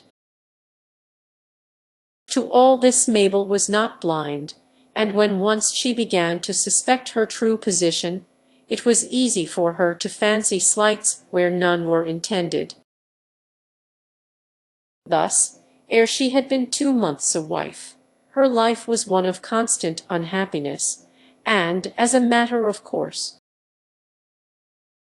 her health, which had been much improved, began to fail. Her old racking headaches returned with renewed force, confining her for whole days to her room, where she lay listening in vain for the footsteps which never came, and tended only by Lena, who, in proportion as the others neglected her, clung to her more and more. The trip to Saratoga was given up, John Jr., in the bitterness of his disappointment, bitterly refusing to go, and saying there was nothing sillier than for a newly married couple to go riding around the country, disgusting sensible people with their fooleries. So with a burst of tears Mabel yielded, and her bridal tour extended no further than Frankfort, whither her husband did once accompany her. dining out even then with an old schoolmate whom he chanced to meet, and almost forgetting to call at Mr. Douglas for Mabel when it was time to return home. Ere long, too, another source of trouble arose, which shipwrecked entirely the poor bride's happiness. By some means or other it at last came to Mrs. Livingstone's knowledge that Mabel's fortune was not only all gone, but that her son had known it in time to prevent his marrying her. Owing to various losses, her own property had for a few years past been gradually diminishing, and when she found that Mabel's fortune, which she leaned upon as an all-powerful prop, was swept away, it was more than she could bear peaceably, and in a fit of disappointed rage she assailed her son, reproaching him with bringing disgrace upon the family by marrying a poor, homely, sickly girl, who would be forever incurring expense without any means of paying it. For once, however, she found her match, for in good round terms John Jr. bade her go to Thunder, his favorite point of destination for his particular friends, at the same time saying he didn't care a dime for Mabel's money. It was you, said he, who kept your eye on that, aiding and abetting the match. And now that you are disappointed, I am heartily glad of it. But who is going to pay for her board? Asked Mrs. Livingstone. You've no means of earning it, and I hope you don't intend to sponge out of me, for I think I've enough paupers on my hands already. Board, roared John Jr. in a towering passion. While you thought her rich, you gave no heed to board or anything else. And since she has become poor, I do not think her appetite greatly increased. You taunt me, too, with having no means of earning my own living. Whose fault is it, tell me that? Haven't you always opposed my having a profession? Didn't you pet and baby Johnny when a boy, keeping him always at your apron strings, and now that he's a man, he's not to be turned adrift? No, madam, I shall stay, and Mabel, too, just as long as I please. Gaining no satisfaction from him, Mrs. Livingstone turned her battery upon poor Mabel, treating her with shameful neglect, intimating that she was in the way, that the house was full, and that she never supposed John was going to settle down at home for her to support. He was big enough to look after himself, and if he chose to marry a wife who had nothing, why, let them go to work, as other folks did. Mabel listened in perfect amazement, never dreaming what was meant, for John Jr. had carefully kept from her a knowledge of her loss, requesting his mother to do the same in such decided terms that, hint as strongly as she pleased, she dared not tell the whole, for fear of the storm which was sure to follow. All this was not, of course, calculated to add to Mabel's comfort, and day by day she grew more and more unhappy. Generously keeping to herself, however, the treatment which she received from Mrs. Livingstone. He will only dislike me the more if I complain to him of his mother, thought she, so the secret was kept, though she could not always repress the tears which would start when she thought how wretched she was. We believe we have said elsewhere that if there was anything particularly annoying to John Jr., it was a sick or crying woman, and now, when he so often found Mabel indisposed or weeping, he grew more morose and fault-finding, sometimes wantonly accusing her of trying to provoke him, when, in fact, she had used every means in her power to conciliate him. Again, conscience-smitten, he would lay her aching head upon his bosom, and tenderly bathing her throbbing temples, would soothe her into a quiet sleep, from which she always awoke refreshed, and in her heart forgiving him for all he had made her suffer. At such times, John would resolve never again to treat her unkindly, but alas, his resolutions were too easily broken. Had he married Nellie, a more faithful, affectionate husband there could not have been. But now it was different. A withering blight had fallen upon his earthly prospects, and forgetting that he alone was to blame, he unjustly laid the fault upon his innocent wife, who, as far as she was able, loved him as deeply as Nellie herself could have done. One morning about the 1st of September, John Jr. received a note informing him that several of his young associates were going on a 3 days hunting excursion, in which they wished him to join. In the large easy chair, just before him, sat Mabel, her head supported by pillows and saturated with camphor, while around her eyes were the dark rings which usually accompanied her headaches. Involuntarily John Jr. glanced toward her. Had it been Nellie, all the pleasures of the world could not have induced him to leave her. But Mabel was altogether another person, and more for the sake of seeing what she would say, than from any real intention of going. He read the note aloud. Then, carelessly throwing it aside, he said, "Ah, yes, I will go. It will be rare fun camping out these moonlight nights." Much as she feared him, Mabel could not bear to have him out of her sight, and now, at the first intimation of his leaving her,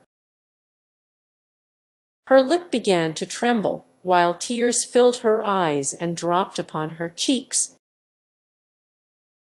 This was enough, and mentally styling her a perfect cry-baby, he resolved to go at all hazards.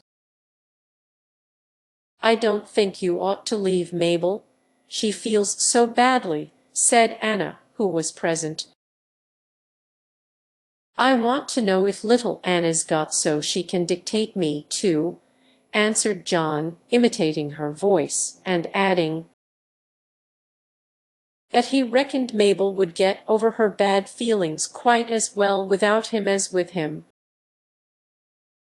More for the sake of opposition than because she really cared. Carrie, too, chimed in, saying that he was a pretty specimen of a 3 months husband, and asking how he ever expected to answer for all of Mabel's tears and headaches. "Hang her tears and headaches," said he, beginning to grow angry. "She can get one up to order any time, and for my part, I am getting heartily tired of the sound of aches and pains." "Please don't talk so," said Mabel, pressing her hands upon her aching head, while Lena sternly exclaimed, "Shame on you, John Livingstone. I am surprised at you, for I did suppose you had some little feeling left. Miss Rivers can be very eloquent when she chooses, but I am happy to say it is entirely lost on me," said John, leaving the room and shutting the door with a bang, which made every one of Mabel's nerves quiver anew. "What a perfect brute," said Carrie, while Lena and Anna drew nearer to Mabel, the one telling her she would not care, and the other silently pressing the little hand which instinctively sought hers, as if sure of finding sympathy. At this moment Mrs. Livingstone came in, and immediately Carrie gave a detailed account of her brother's conduct, at the same time referring her mother for proof to Mabel's red eyes and swollen face. "I never interfere between husband and wife. Without being at all personal, I would say that few women have beauty enough to afford to impair it by eternally crying, while fewer men have patience enough to bear with a woman who is forever whining and complaining, first of this and then of that. I don't suppose that John is so much worse than other people, and I think he bears up wonderfully, considering his disappointment." Here the lady flounced out of the room, leaving the girls to stare at each other in silence, wondering what she meant. Since her marriage, Mabel had occupied the parlor chamber, which connected with a cozy little bedroom and dressing room adjoining. These had at the time been fitted up and furnished in a style which Mrs. Livingstone thought worthy of Mabel's wealth. But now that she was poor, the case was altered, and she had long contemplated removing her to more inferior quarters. She wasn't going to give her the very best room in the house. No, indeed. She wasn't wearing out the carpets, soiling the furniture, and keeping everything topsy-turvy. She understood John Jr. well enough to know that it would not do to approach him on the subject, so she waited, determining to carry out her plans the very first time he should be absent, thinking when it was once done, he would submit quietly. On hearing that he had gone off on a hunting excursion, she thought, "Now is my time." And summoning to her assistance 3 or 4 servants, she removed everything belonging to John Jr. and Mabel to the small and not remarkably convenient room which the former had occupied previous to his marriage. "What are you about?" asked Anna, who chanced to pass by and looked in. "About my business," answered Mrs. Livingstone. "I am not going to have my best things all worn out, and if this was once good enough for John to sleep in, it is now. But will Mabel like it?" asked Anna, a little suspicious that her sister-in-law's rights were being infringed. "Nobody cares whether she is pleased or not," said Mrs. Livingstone. "If she don't like it, all she has to do is to go away." "Lasted just about as long as I thought too odd," said Aunt Milly, when she heard what was going on. "I'll and crab apple vinegar want mix, nohow, and if before the year's up old miss don't worry the life out of that poor little sickly critter that looks now like a picked chicken, my name ain't Milly Livingstone." The other negroes agreed with her. Constantly associated with the family, they saw things as they were, and while Mrs. Livingstone's conduct was universally condemned, Mabel was a general favorite.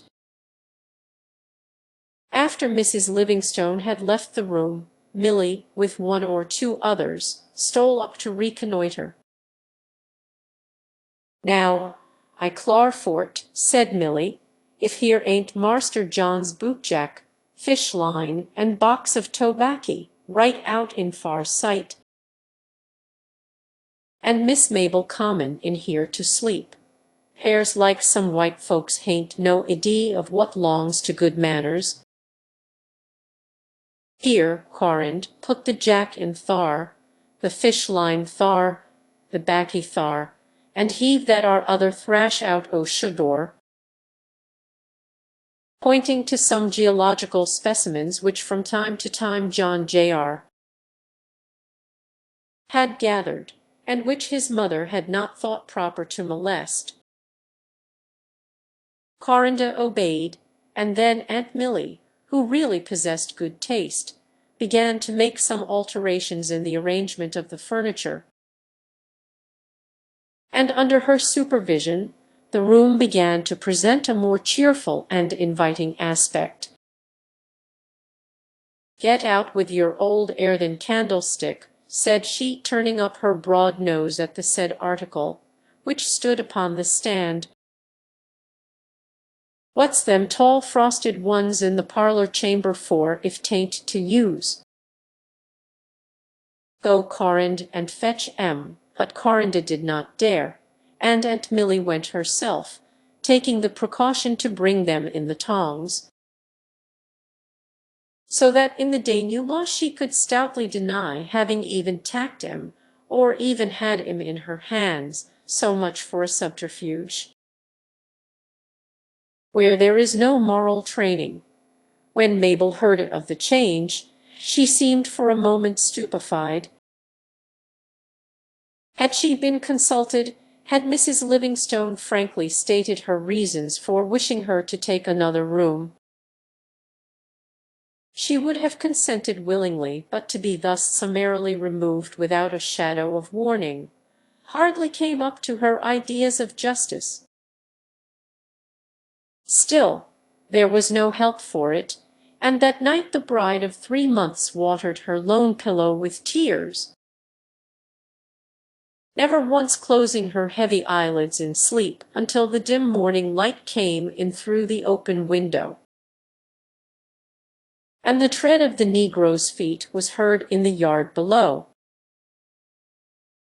Then, for many hours, the weary girl slumbered on, unconscious of the ill-natured remarks which her non-appearance was eliciting from Mrs. Livingstone, who said it was strange what airs some people would put on. Perhaps Mistress Mabel fancied her breakfast would be sent to her room, or kept warm for her until such time as she chose to appear. But she should find herself mistaken, for the servants had enough to do without waiting upon her. And if she couldn't come up to breakfast, why, she must wait until dinner time. Lena and Milly, however, thought differently. Softly had the latter stolen up to her cousin's room, gazing pityingly upon the pale, worn face whose grieved, mournful expression told of sorrow which had come all too soon. "Let her sleep, it will do her good," said Lena, adjusting the bedclothes, and dropping the curtain so that the sunlight should not disturb her. She left the chamber. An hour after, on entering the kitchen, she found Aunt Milly preparing a rich cream toast,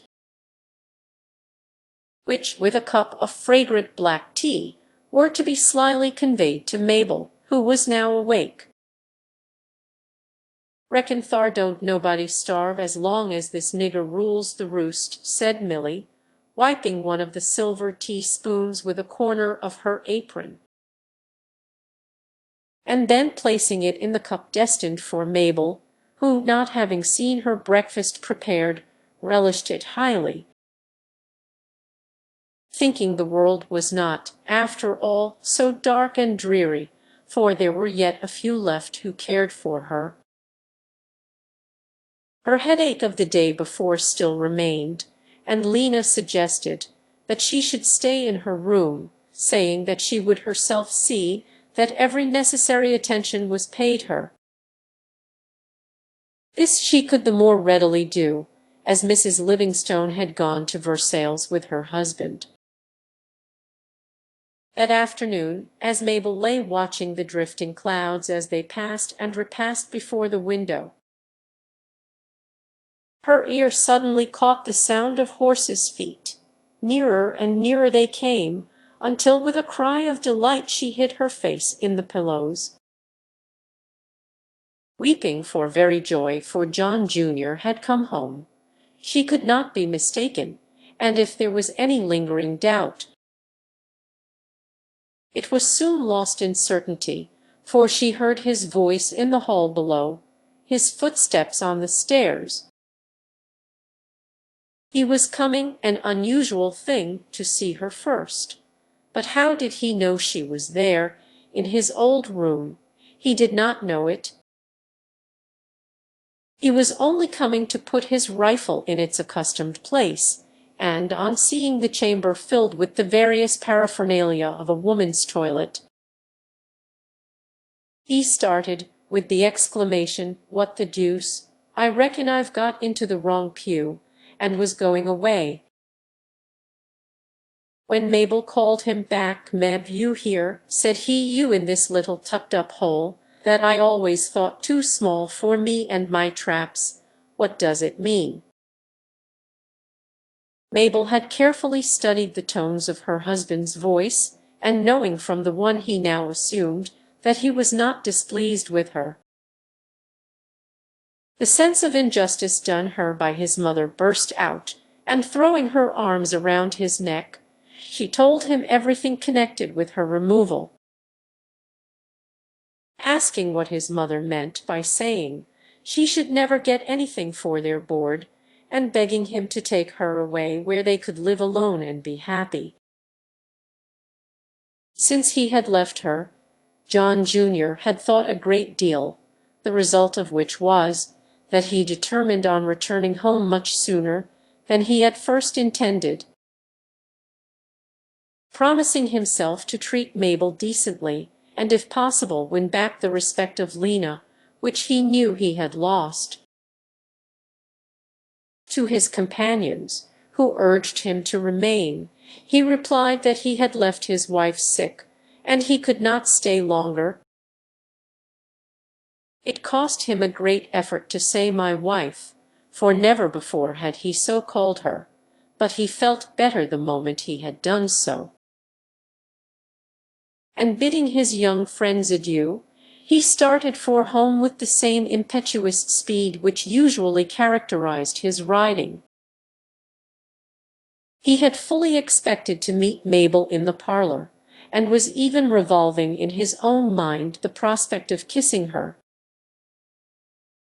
provided Lena were present. "That will prove to her," thought he, "that I am not the hardened wretch she thinks I am.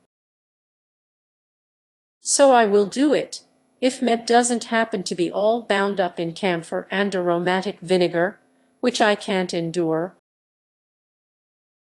Anyway, full of this resolution, he had hastened home, going first to his old room, where he had come so unexpectedly upon Mabel that for a moment he scarcely knew what to say. By the time, however, that she had finished her story, his mind was pretty well made up. "And so it's mother's doings, hey?" said he, violently pulling the bell rope, and then walking up and down the room until Corinda appeared in answer to his summons. "How many blacks are there in the kitchen?" he asked. "6 or 7, besides Aunt Polly," answered Corinda. "Very well, tell every man of them to come up here, quick." Full of wonder, Corinda departed, carrying the intelligence, and adding that Master John looked mighty black in the face, and she reckoned some on 'em would catch it at the same time, for fear of what might happen, secretly conveying back to the safe the piece of cake which, in her mistress' absence, she had stolen. Aunt Millie's first thought was of the frosted candlesticks, and by way of impressing upon Corinda a sense of what she might expect if in any way she implicated her, she gave her a cuff in advance, bidding her be careful how she blabbed.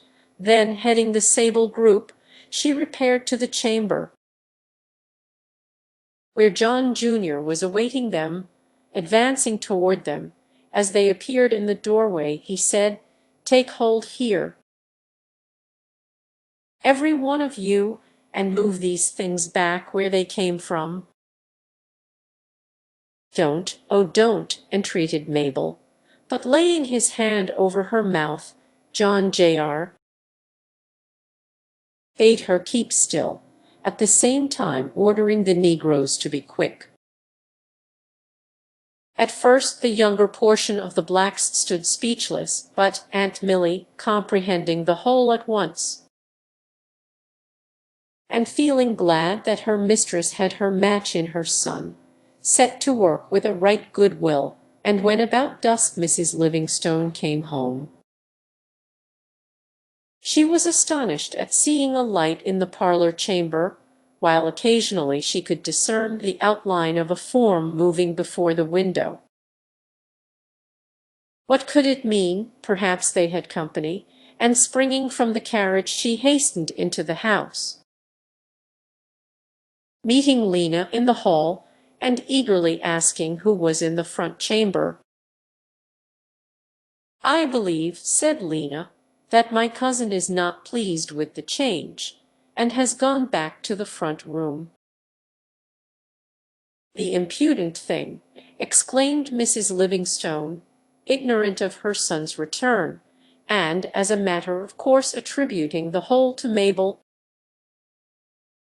Darting up the stairs, she advanced toward the chamber, and pushing open the door stood face to face with John Jr., who, with hands crammed in his pockets and legs crossed, was leaning against the mantel, waiting and ready for whatever might occur. "John Livingstone!" she gasped in her surprise. "That's my name," he returned, quietly enjoying her look of amazement.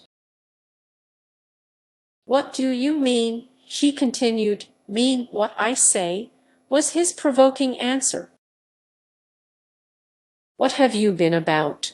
was her next question, to which he replied, "Your eyesight is not deficient, you can see for yourself." Gaining no satisfaction from him, Mrs. Livingstone now turned upon Mabel, abusing her until John Jr.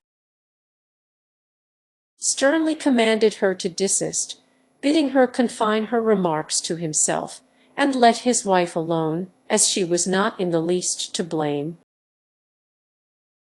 "Your wife," repeated Mrs. Livingstone, very affectionate. "You've grown, all at once. Perhaps you've forgotten that you married her to spite Nellie, who you then believed was the bride of Mr. Wilbur. But you surely remember how you fainted when you accidentally learned your mistake." A cry from Mabel, who fell back fainting among the pillows, prevented Mrs. Livingstone from any further remarks, and satisfied with the result of her visit, she walked away, while John Jr., springing to the bedside, bore his young wife to the open window, hoping the cool night air would revive her. But she lay so pale and motionless in his arms, her head resting so heavily upon his shoulder, that with a terrible foreboding he laid her back upon the bed, and rushing to the door, shouted loudly, "Help, somebody, come quick, Mabel is dead, I know she is." Lena heard the cry and hastened to the rescue, starting back when she saw the marble whiteness of Mabel's face. "I didn't kill her, Lena, God knows I didn't. Poor little Meb," said John Jr., quailing beneath Lena's rebuking glance, and bending anxiously over the slight form, which looked so much like death. But Mabel was not dead. Lena knew it by the faint fluttering of her heart, and an application of the usual remedies sufficed, at last, to restore her to consciousness. With a long-drawn sigh, her eyes unclosed, and looking earnestly in Lena's face, she said, "Was it a dream? Lena, tell me, was it all a dream?" Then, as she observed her husband, shudderingly, "No, no, not a dream. I remember it all now." And I wish I was dead." Again Lena's rebuking glance went over to John Jr., who, advancing nearer to Mabel, gently laid his hand upon her white brow, saying softly, "Poor, poor Meb." There was genuine pity in the tones of his voice, and while the hot tears gushed forth, the sick girl murmured, "Forgive me, John, I couldn't help it. I didn't know it, and now, if you say so, I will go away, alone where you will never see me again." She comprehended it all. Her mother-in-law had rudely torn away the veil, and she saw why she was there, knew why he had sought her, for his wife understood all his coldness and neglect. But she had no word of reproach for him, her husband, and from the depths of her crushed heart she forgave him, commiserating him as the greater sufferer. "Maybe I shall die," she whispered, and then she did not finish the sentence, neither was it necessary, for John Jr. understood what she meant, and with his conscience smiting him as it did, he felt half inclined to declare, with his usual impulsiveness, that it should never be, but the rash promise was not made, and it was far better that it should not be. Chapter Roman 27. The Shadow. Mabel's nerves had received too great a shock to rally immediately, and as day after day went by, she still kept her room, notwithstanding the very pointed hints of her mother-in-law that she was making believe for the sake of sympathy. Why didn't she get up and go outdoors? Anybody would be sick to be flat on their back day in and day out. Or did she think she was spiting her by showing what must she could keep the best chamber in if she chose? This last was undoubtedly the grand secret of Mrs. Livingstone's dissatisfaction. Foiled in her efforts to dislodge them, she would not yield without an attempt at making Mabel, at least, as uncomfortable in mind as possible. Accordingly, almost every day when her son was not present, she conveyed from the room some nice article of furniture, substituting in its place one of inferior quality, which was quite good enough, she thought, for a penniless bride. "'Pears like old Miss Goin' to make a clean finish of her dis time," said Aunt Milly, who watched her mistress' daily depredations. "Old Sam done got title deed of her, sure enough. Kai want she catch it in t'other world, when he done show her his cloven foot. And want she holler for old Milly to fotch her a drink of water, not particular then drink out of the bucket, gourd shell, or anything, but dis nigger will sign her post in de parlor afore she will go." "Why, Milly," said Lena, who overheard this colloquy, "don't you know it's wrong to indulge in such wicked thoughts?" "Bless you, child," returned the old negress, "she sarves 'em all for treatin' that poor dear lamb so. I should annihilate her if is Miss Mabel." "No, no, Milly," said Aunt Polly, who was present. "You must heap coals of fire on her head." "Yes, yes, that's it, she orto have 'em," quickly responded Milly, thinking Polly's method of revenge the very best in the world, provided the coals were billin' hot, and with this reflection she started upstairs, with a bowl of nice, warm gruel she had been preparing for the invalid. Several times each day Grandma Nichols visited Mabel's room, always prescribing some new tea of herbs whose healing qualities were wonderful. having effected cures in every member of Nancy Scavendike's family, that lady herself, as a matter of course, being first included, and Aunt Milly, with the faithfulness characteristic of her race, would seek out each new herb, uniting with it her own simple prayer that it might have the desired effect. But all in vain, for every day Mabel became weaker, while her dark eyes grew larger and brighter, anon lighting up with joy as she heard her husband's footsteps in the hall, and again filling with tears as she glanced timidly into his face, and thought of the dread reality. "Maybe I shall die," was more than once murmured in her sleep, and John Jr., as often as he heard those words, would press her burning hands, and mentally reply, "Poor little Meb."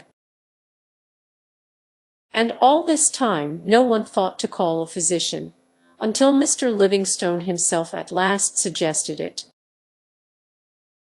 At first he had felt no interest whatever in his daughter-in-law, but with him force of habit was everything. And when she no longer came among them, he missed her languid steps upon the stairs and her childish voice in the parlor. At last it one day occurred to him to visit her. She was sleeping when he entered the room, but he could see there had been a fearful change since last he looked upon her. And without a word concerning his intentions, he walked to the kitchen, ordering one of his servants to start forthwith for the physician, whose residence was a few miles distant. Mrs. Livingstone was in the front parlor when he returned, in company with Dr. Gordon. And immediately her avaricious spirit asked who would pay the bill, and why was he sent for. Mabel did not need him, she was only babyish and spleeny, and so she told the physician, who however did not agree with her. He did not say that Mabel would die, but he thought so, for his experienced eye saw in her infallible signs of the disease which had stricken down both her parents, and to which, from her birth, she had been a prey. Mabel guessed as much from his manner, and when again he visited her, she asked him plainly what he thought. She was young, a bride, surrounded apparently by everything which could make her happy. And the physician hesitated, answering her evasively, until she said, "Do not fear to tell me truly, for I want to die." "Oh, I long to die," she continued, passionately clasping her thin white hands together. "That is an unusual wish in one so young," answered the physician, "but to be playing with you, Mrs. Livingstone. I think consumption too deeply seated to admit of your recovery. You may be better, but never well. Your disease is hereditary, and has been coming on too long." "It is well," was Mabel's only answer, as she turned wearily upon her side and hid her face in the pillows. For a long time she lay there, thinking, weeping and thinking again, of the noisome grave through which she must pass, and from which she instinctively shrank. It was so dark, so cold and dreary.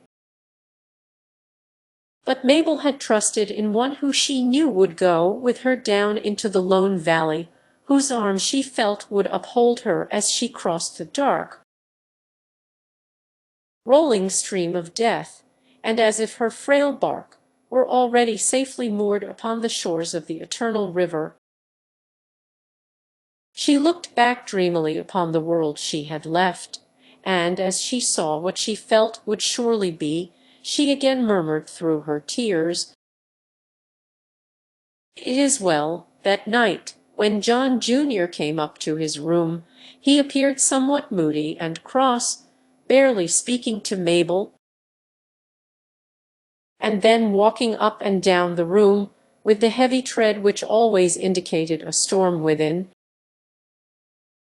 He had that day been to Frankfort, hearing that Nellie was really coming home very soon. Very possibly she was now on her way. Of course she would visit Mabel, when she heard she was sick, and of course he must meet her face to face, must stand with her at the bedside of his wife, and that wife Mabel. In his heart he did not accuse the latter of feigning her illness, but he wished she would get well faster, so that Nellie need not feel obliged to visit her. She could at least make an effort. A great deal depended upon that, and she had now been confined to her room 3 or 4 weeks. Thus he reflected as he walked, and at last his thoughts formed themselves into words. Stopping short at the foot of the bed, he said abruptly and without looking her in the face, "How do you feel tonight?" The stifled cough, which Mabel tried to suppress because it was offensive to him, brought a scowl to his forehead, and in imagination he anticipated her answer, "I do not think I am any better." "And I don't believe you try to be," sprang to his lips, but its utterance was prevented by a glance at her face, which by the flickering lamplight looked whiter than ever. "Nellie is coming home in a few weeks," he said at length, with his usual precipitancy. 'Twas the first time Mabel had heard that name since the night when her mother-in-law had rang it in her ears. And now she started so quickly that the offending cough could not be forced back, and the coughing fit, which followed, was so violent that John Jr., as he held the bowl to her quivering lips, saw that what she had raised was streaked with blood. But he was unused to sickness, and he gave it no farther thought, resuming the conversation as soon as she became quiet.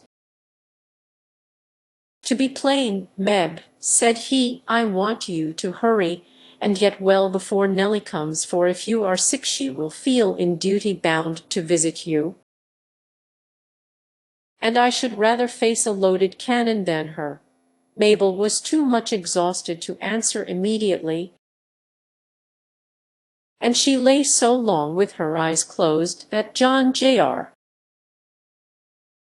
growing impatient, said, "Are you asleep, Meb?" "No, no," said she, at the same time requesting him to take the vacant chair by her side, as she wished to talk with him. John Jr. hated to be talked to, particularly by her, for he felt that she had much cause to reproach him. But she did not, and as she proceeded, his heart melted toward her in a manner which he had never thought possible. Very gently she spoke of her approaching end as sure. "You ask me to make haste and be well," said she, "but it cannot be. I shall never go out into the bright sunshine again, never join you in the parlor below, and before the cold winds of winter are blowing. I shall be dead. I hope I shall live until Nellie comes, for I must see her. I must make it right between her and you. I must tell her to forgive you for marrying me when you loved only her, and she will listen, she won't refuse me. And when I am gone you will be happy together." John Jr. did not speak, but the little hand which nervously moved toward him was met more than halfway, and thus strengthened. Mabel continued, "You must sometimes think and speak of Mabel when she is dead. I do not ask you to call me wife. I do not wish it, but you must forget how wretched I have made you, for oh, I did not mean it, and had I sooner known what I do now, I would have died ere I had caused you one pang of sorrow. Afterward, when it was too late, John Jr. would have given worlds to recall that moment, that he might tell the broken-hearted girl how bitterly he, too, repented of all the wrong he had done her. But he did not say so then. He could only listen, while he mentally resolved that if Mabel were indeed about to die, he would make the remainder of her short life happy, and thus atone, as far as possible, for the past. But alas for John Jr., his resolutions were easily broken, and as days and weeks went by, and there was no perceptible change in her, he grew weary of well-doing, absenting himself whole days from the sick-room, and at night rather unwillingly resuming his post as watcher. For Mabel would have no one else. Since Mabel's illness he had occupied the little room adjoining hers. And often when in the still night he lay awake, watching the shadow which the lamp cast upon the wall, and thinking of her for whom the light was constantly kept burning, his conscience would smite him terribly, and rising up, he would steal softly to her bedside to see if she were sleeping quietly. But anon he grew weary of this, too. The shadow on the wall troubled him, it kept him awake. It was a continual reproach, and he must be rid of it, somehow. He tried the experiment of closing his door, but Mabel knew the moment he attempted it, and he could not refuse her when she asked him to leave it open. John Jr. grew restless, fidgety, and nervous. Why need the lamp be kept burning? He could light it when necessary. Or why need he sleep there, when someone else would do as well? He thought of Lena, she was just the one. And the next day he would speak to her. To his great joy she consented to relieve him a while, provided Mabel were willing.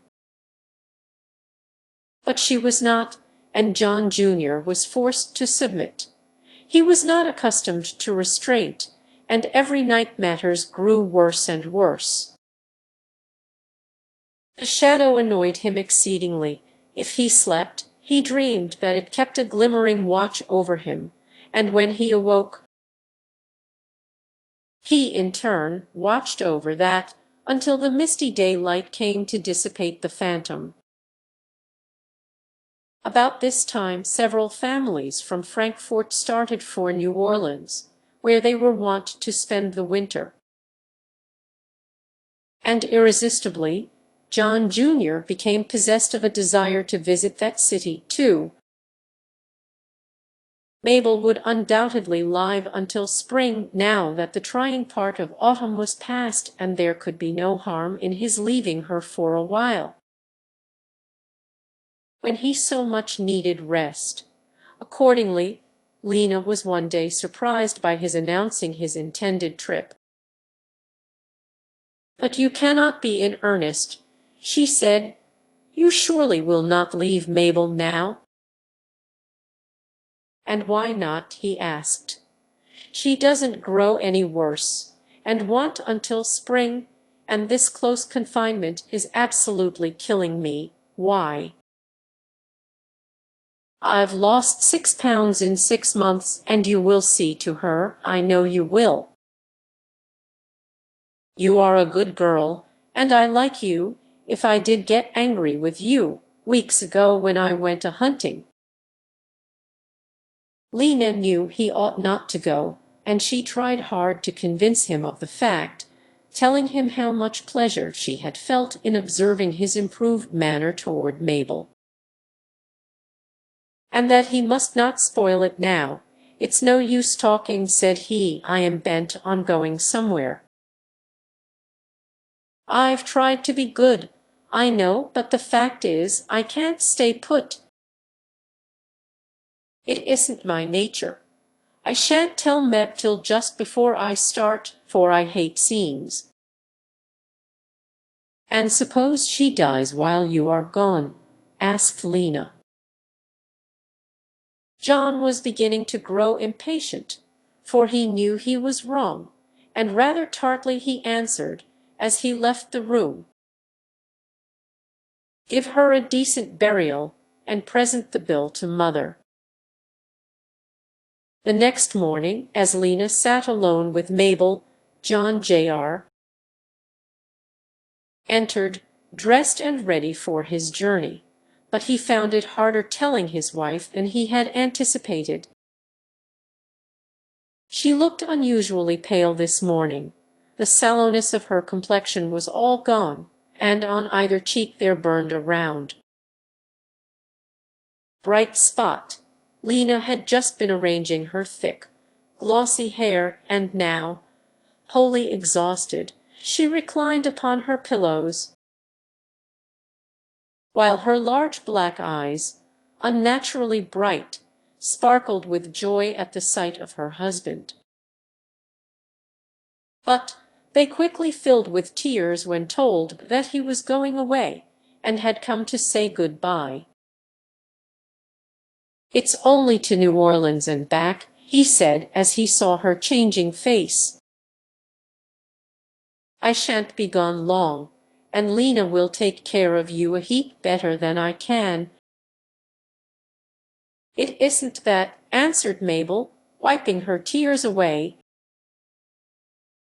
"Don't go, John, wait a little while. I am sure it won't be long." "You are nervous," said he, playfully lapping her white cheek. "You are not going to die. You will live to be grandmother yet, who knows? But I must be off or lose the train." "Good-bye, little Meb," grasping her hand. "Good-bye, Lena. I will bring you both something nice. Good-bye." When she saw that he was going, Mabel asked him to come back to her bedside just for one moment. He could not refuse, and winding her long, emaciated arms around his neck, she whispered, "Kiss me once before you go. I shall never ask it again, and 'twill make me happier when you are gone." "A dozen times, if you like," said he, giving her the only husband's kiss she had ever received. For a moment longer she detained him, while she prayed silently for heaven's blessing on his wayward head.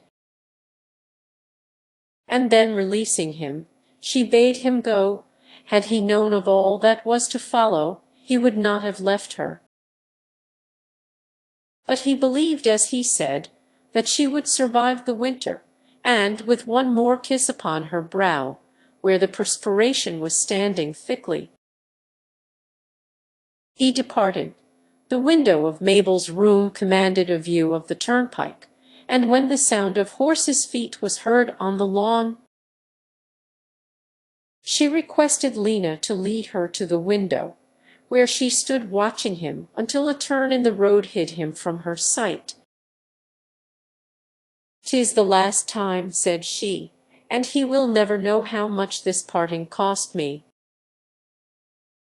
That night, as they were alone in the gathering twilight, Mabel said, "If I die before Nellie comes, I want you to tell her how it all happened, and that she must forgive him, for he was not to blame." "I do not understand you," said Lena, and then, in broken sentences, Mabel told what her mother-in-law had said, and how terribly John was deceived. "Of course he couldn't love me after that," said she, "and it's right that I should die. He and Nellie were made for each other, and if the inhabitants of heaven are allowed to watch over those they loved on earth, I will ask to be always near them. You will tell her, want you."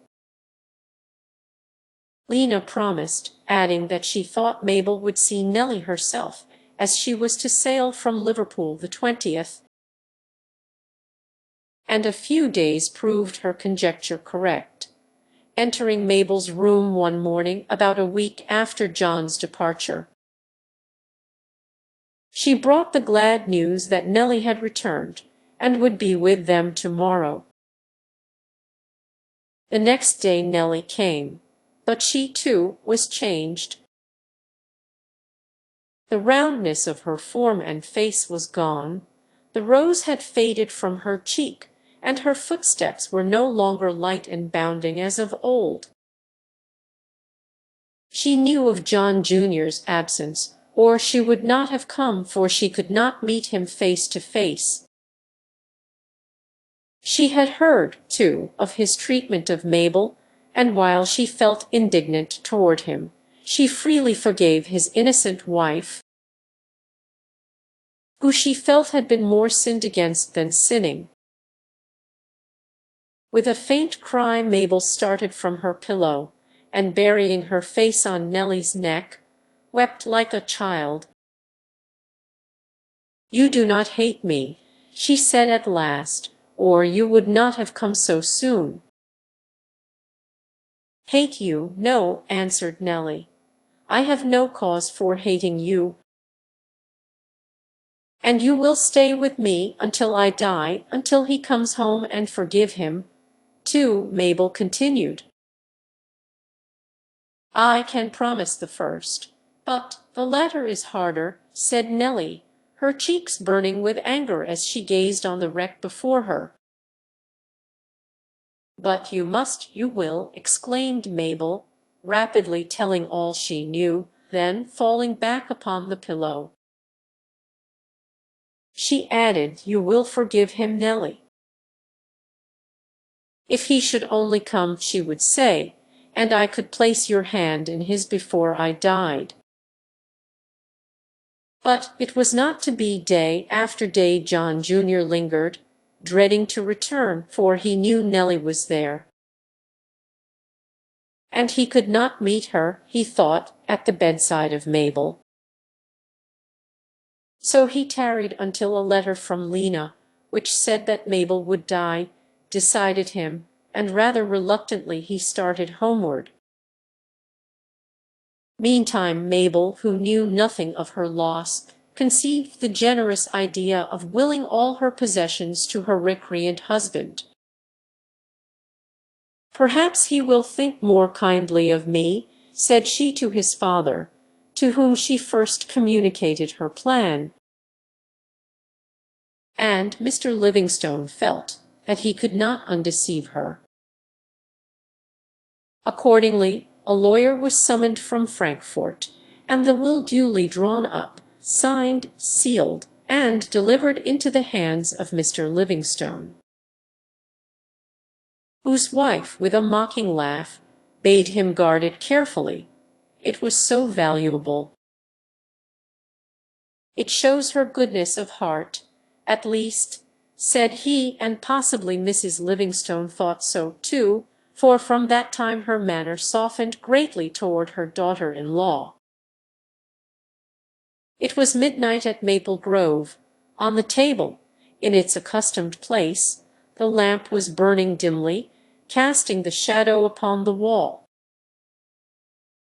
whilst over the whole room a darker shadow was brooding. The window was open, and the cool night air came softly in, lifting the masses of raven hair from off the pale brow of the dying. Tenderly above her Nellie and Lena were bending. They had watched by her many a night, and now she asked them not to leave her, not to disturb a single one. She would rather die alone.